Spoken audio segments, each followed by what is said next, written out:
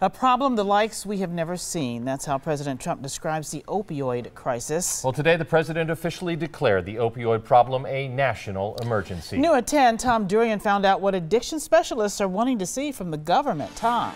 Well, Carol George, the problem continues to surge here in Milwaukee County. The medical examiner says we're on pace for more than 400 overdose deaths this year.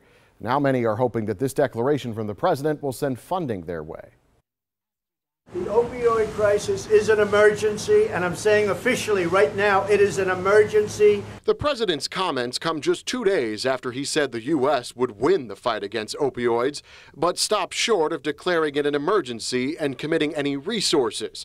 Now that appears to have changed. It's a national emergency. We're going to spend a lot of time, a lot of effort, and a lot of money on the opioid crisis. Going from, we're not going to do anything at the federal level, it's not a national crisis, to now we are going to do something with it.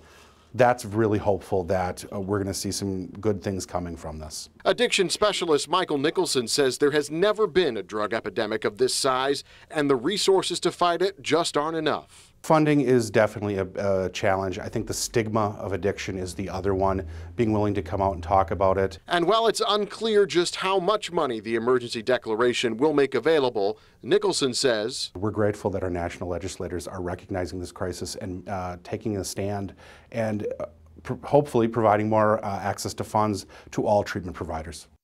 Well, Wisconsin Attorney General Brad Schimmel praised the president's announcement, saying Wisconsin has, quote, already made great strides and implemented many of the federal commission's recommendations, such as a standing order for naloxone. That's the anti-overdose remedy known as Narcan. Many police officers already carry that. Back to you guys. Okay, thank you very much, Tom.